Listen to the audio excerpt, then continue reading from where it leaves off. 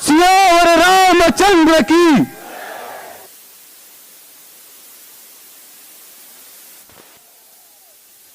भारत भारत माता की, भारत माता की।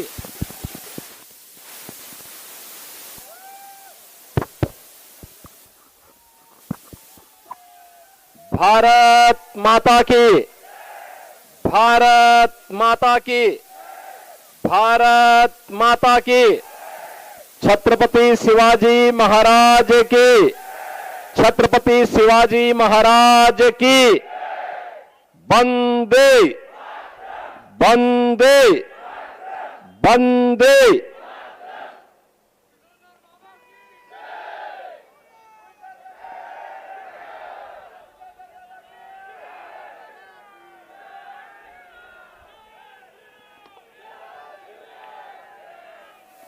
भारतीय जनता पार्टी के जिला के अध्यक्ष श्री श्याम भाऊ बड़े जी, कार्यकारी जिलाध्यक्ष श्री राजू पाटिल राजे जी,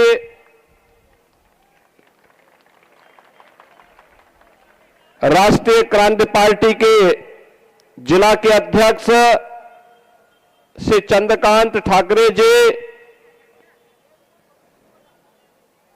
भारतीय जनता पार्टी के वासिम से प्रत्याशी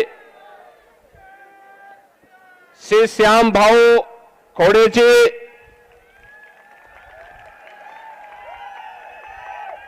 मंच पर उपस्थित भारतीय जनता पार्टी, शिवसेना,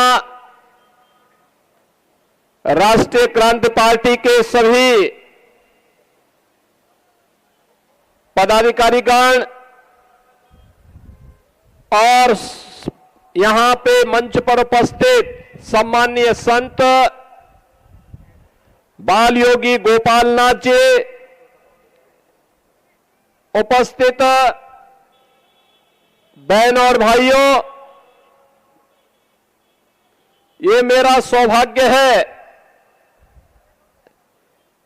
कि आज मुझे छत्रपति शिवाजी महाराज के हिंदवी स्वराज्य की स्थापना की पावन धरा महाराष्ट्र की इस भूमि पर आप सबसे संवाद करने का एक अवसर प्राप्त हुआ है। बहन और भाइयों, मैं उत्तर प्रदेश, जो प्रभु श्री राम की पावन धरा है,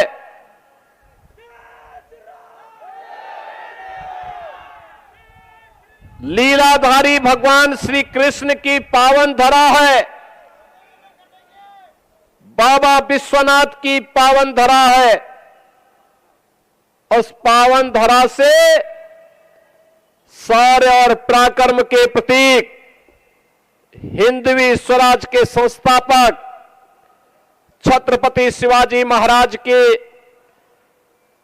इस पावन धरा पर मुझे महाराष्ट्र के अंदर इस विधानसभा चुनाव के समय आपसे संवाद करने का एक सौभाग्य प्राप्त हो रहा है।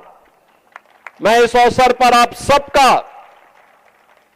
हृदय से अभिनंदन करता हूं, मैं स्वागत करता हूं।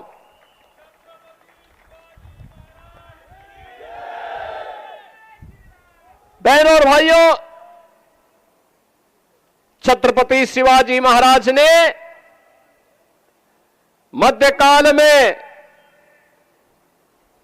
भारत के स्वाभिमान और सम्मान को बनाए रखने के लिए यहां पर जिस शुरुआत को आगे बढ़ाया था, हिंदवी स्वराज की वह शुरुआत आज भी भारत के लिए एक नई प्रेरणा है। जब भी भारत के अंदर कहीं पर भी भारत का स्वाभिमान आहत होता है, राष्ट्रीय सम्मान को ठेस पहुंचती है, तो लोग छत्रपति शिवाजी महाराज का स्मरण करते हैं। छत्रपति शिवाजी महाराज, और यह महाराष्ट्र के और भारत के हम सब नागरिकों का सौभाग्य है कि महाराष्ट्र की भूमि ने एक और ओज और तेज के प्रतीक, शौर्य पराक्रम के प्रतीक इन महापुरुषों को जन्म देकर के भारत और भारतीयता की रक्षा के लिए उन्हें इस धरा पर आगे बढ़ने के लिए अवसर दिया। वहीं पूज्य संतों का, समाज सुधारकों का भी एक बड़ा वर्ग महाराष्ट्र से ही आगे बढ़कर के देश को नेतृत्व प्रदान करता है। पूज्य बाबा साहब भीमराव अंबेडकर हो, महात्मा फूले हो, सावित्रीबाई फूले हो, या फिर वीर सावरकर, इन महापुरुषों का नाम कौन ऐसा भारतीय होगा जो सदैव स्मरण करता हो। हमेशा ये नाम हर भारतीय के जवान पर होते हैं। बहनों और भाइयों, आज मैं आपके बीच यही कहने के लिए आया हूं, चुनाव चल रहे हैं और चुनाव में दो महागठबंधन आपस में लड़ रहे हैं। दोनों आपस में लड़ रहे हैं। एक तरफ महायुति गठबंधन है, प्रधानमंत्री मोदी जी के नेतृत्व में भारतीय जनता पार्टी, शिवसेना और एनसीपी, एक तरफ यह गठबंधन है और दूसरी ओर महाअघाड़ी के रूप में महाअनाड़ी गठबंधन है।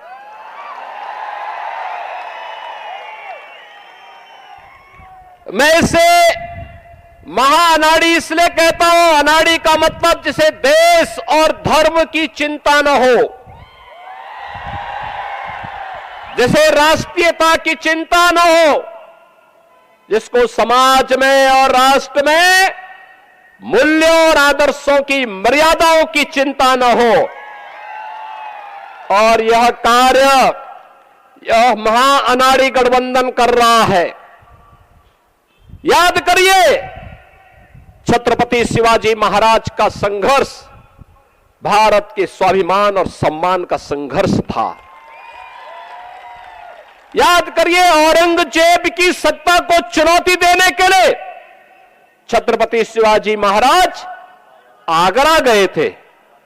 आगरा में हमारी सरकार ने वहां एक मुगल म्यूजियम बन रहा था।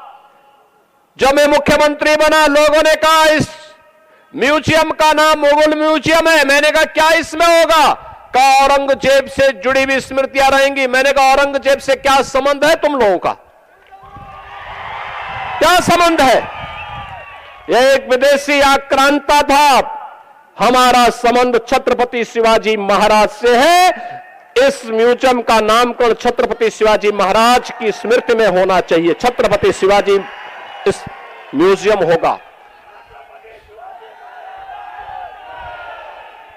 बहनों और भाइयों, छत्रपति शिवाजी महाराज ने जिन मूल्यों और मर्यादाओं की रक्षा के लिए संघर्ष किया था, विपरीत परिस्थितियों में संघर्ष किया था, संभाजी महाराज ने जिन मूल्यों के लिए संघर्ष किया था,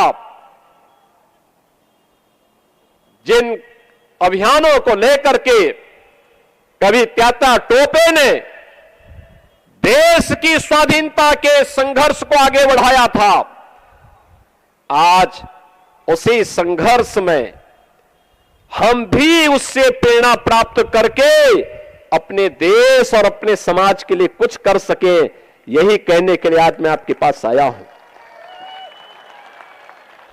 यही कहने के लिए आज मैं आपके पास आया हूं। आप याद करिए, कांग्रेस 1947 में देश की आजादी के तत्काल बाद से लेकर के लगातार लंबे समय तक देश के अंदर शासन करने का अवसर कांग्रेस को प्राप्त हुआ था। क्या कांग्रेस ने कभी ईमानदारी से भारत और भारतीयता के बारे में सोचा? ये वही कांग्रेस है जिसने बाबा साहब भीमराव अंबेडकर का अपमान किया था। ये वही कांग्रेस है जिसने बाबा साहब भीमराव अंबेडकर को चुनाव में परास्त करवाया था।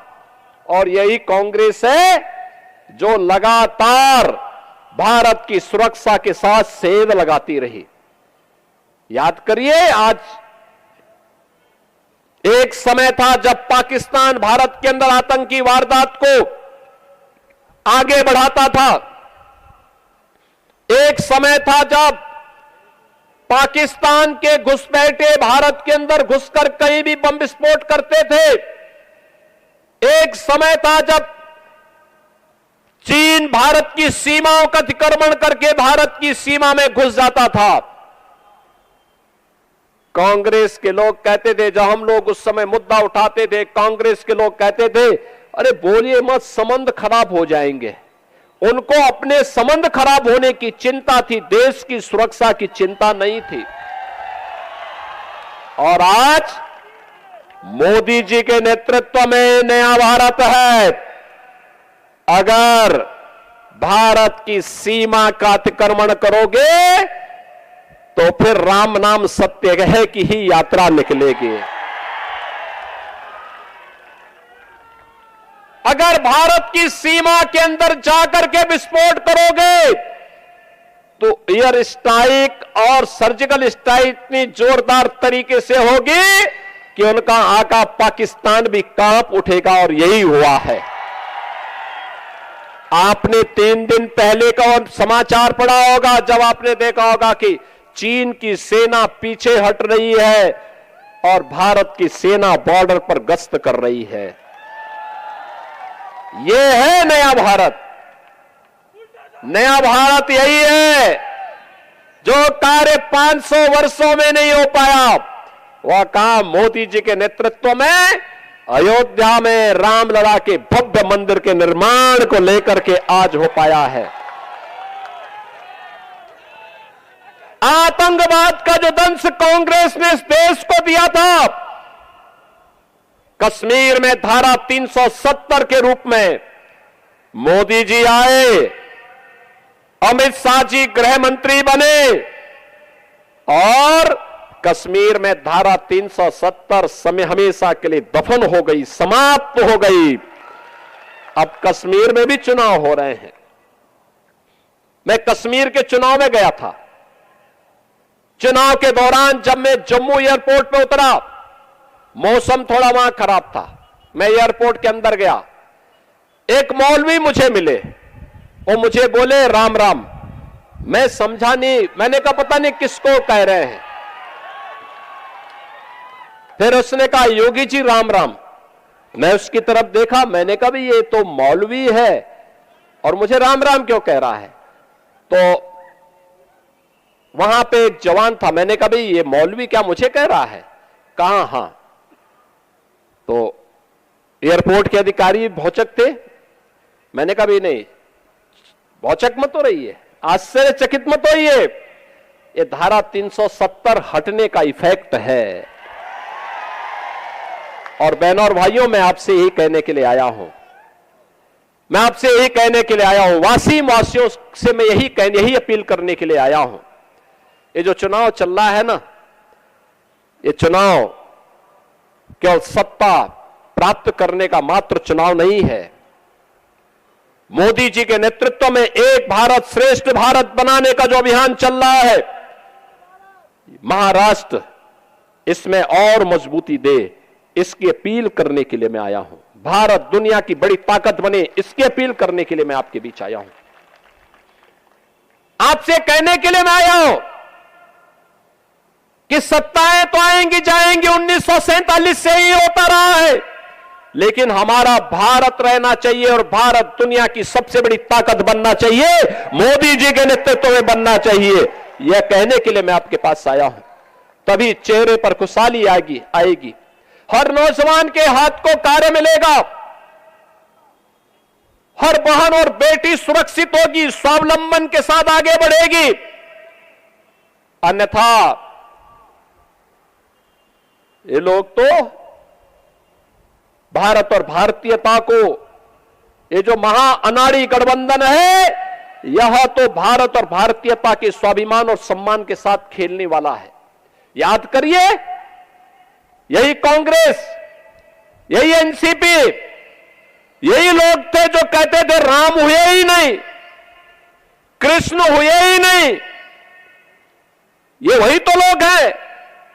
आज चुनाव के समय भले ही आपके सामने कुछ भी कह रहे हो, लेकिन इन पे विश्वास करने की आवश्यकता नहीं।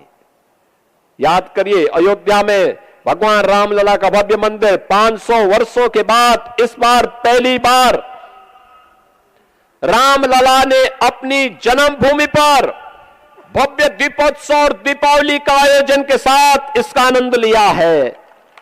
पूरी अयोध्या ही नहीं, पूरा भारतवर्ष दीपावली के रंग में एक एक दीप से जगमगाता हुआ दिखाई दे रहा था। और याद करिए, अयोध्या के एयरपोर्ट का नामकरण क्या है?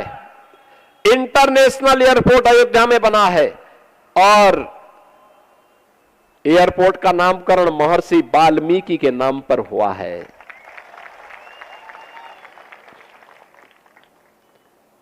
वहां पर यात्री विश्रामालय जितने बने हैं, इन यात्री विश्रामालयों का नामकरण निषाद राज के नाम पर हुआ है। निषाद राज, भगवान राम जब वन के लिए प्रस्थान कर रहे थे, बहनों और भाइयों, निषाद राज ने सबसे पहले प्रभु राम को अपने राज्य में शरण दी थी। कहा था कि आप हमारे राज्य में रहिए, आप यहां के राजा रहिए, मैं आपका सेवक के रूप में काम करूंगा। लेकिन भगवान राम ने कहा नहीं, मैं पिता की आज्ञा का पालन करने जा रहा हूं। हमारी मित्रता है, लेकिन मैं किसी राज्य में नहीं रहना, मुझे जंगल में रहना, वन में रहना है, क्योंकि शर्त वन में रहने की है, और इसलिए वन में जा रहा हूं। उन्होंने कहा आप अयोध्या के बाहर कहीं भी रह सकते हैं। उन्होंने कहा नहीं, ये मेरे लिए उपयोग हो सकता है, लेकिन आने वाली पीढ़ी क्या कहेगी। और बहनों और भाइयों, मैं आपसे यही कहने के लिए आया हूं, प्रभु राम निषाद राज के साथ मित्रता तो निभाते हैं, लेकिन उनके राज्य में राज का सुख नहीं भोगते। उन्होंने सुग्रीव को सत्ता दिलाई, लेकिन सुग्रीव की सत्ता का सुख नहीं भोगा। उन्होंने विभीषण को रावण की लंका दी, लेकिन एक भी दिन राजमहल के अंदर नहीं गए। यह है प्रभु राम का त्याग, यह है भगवान राम का आदर्श। और आपसे यही कहने के लिए आया हूं, इसीलिए राम हम सबके रग रग में है, हमारी जवान पर है।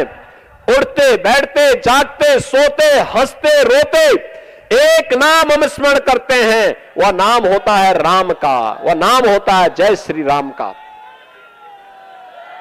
और इसीलिए बहनों और भाइयों, जब अयोध्या में रसोई बनाने की बात आएगी, रसोई का नाम जहां पे यात्रियों को शुद्ध सुस्वादु भोजन मिल सके, ये किसके नाम पे हो, तो तब ये नाम आया कि यह नाम कोई और नहीं, माता सबरी के नाम पर होना चाहिए। क्योंकि वनवास कालखंड में भगवान राम के साथ किसी ने उन्हें बेर खिलाए थे, तो माता सबरी थी। माता सबरी के बेर आज भी लोग स्मरण करते हैं। हम सबके लिए आदर्श और श्रद्धा के पात्र बन गए। बहनों और भाइयों, याद करिए, मोदी जी के नेतृत्व में नया भारत मजबूती के साथ छत्रपति शिवाजी महाराज, बाबा साहब भीमराव अंबेडकर के आदर्शों को लेकर के आगे बढ़ रहा है। ये नया भारत न डिगता है, न झुकता है, न पीछे हटता है। ये नया भारत, भारत के 140 करोड़ लोगों की समृद्धि के लिए, उनकी सुरक्षा के लिए, उनकी खुशहाली के लिए पूरी प्रतिबद्धता के साथ कार्य कर रहा है। और महाराष्ट्र की भूमिका इसमें अत्यंत महत्वपूर्ण होने वाली है। और इसीलिए आप सबका आह्वान करने के लिए मैं आज यहां पे आपके बीच आया हूं। अयोध्या में जब प्रभु राम के भव्य मंदिर में रामलला विराजमान हो रहे थे, तब प्रधानमंत्री मोदी जी ने एक बात कही थी। तब उन्होंने कहा था, तब उन्होंने एक ही बात कही थी, ये तो शुरुआत है, शुरुआत। केवल अयोध्या ही नहीं, अब तो हम काशी और मथुरा की तरफ भी बढ़ चुके हैं।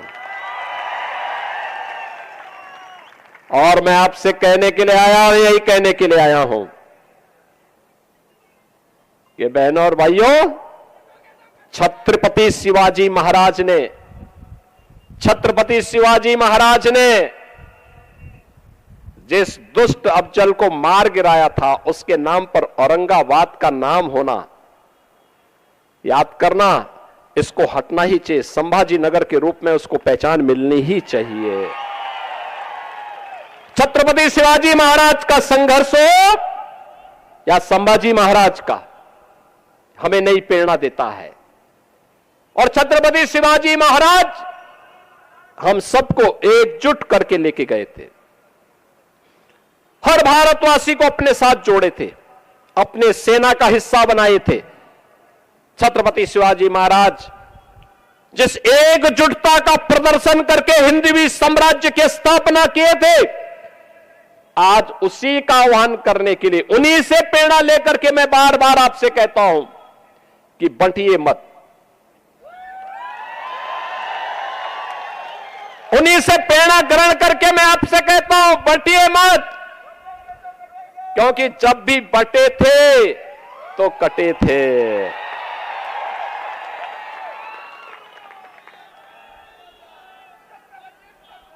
एक है तो नेक है, एक है तो सेफ है, और बटे थे तो कटे थे। हमें बंटना नहीं है, एकजुट होना है। एकजुट होकर के यहां पे महायुति गठबंधन को, जो मोदी जी के नेतृत्व में आज पूरे देश के अंदर कार्य कर रहा है, एनडीए के रूप में, एनडीए के रूप में काम कर रहा है। भारतीय जनता पार्टी लीड कर रही है मोदी जी के नेतृत्व में। ऐसे ही महाराष्ट्र के अंदर ये महाअनाड़ी गठबंधन को हराना है और भारतीय जनता पार्टी के नेतृत्व में महायुति गठबंधन को, एनडीए के प्रत्याशियों को विजयी बनाना है। और इसी के अपील करने के लिए आज मैं आपके पास आया हूं। श्री श्याम बाबू खोड़े को वासीम से भारतीय जनता पार्टी ने अपना प्रत्याशी बनाकर के आपके बीच उतारा है। श्रीमती भावना ताई गौली को रिसोर्ट से, मालेगांव से प्रत्याशी बनाया गया है।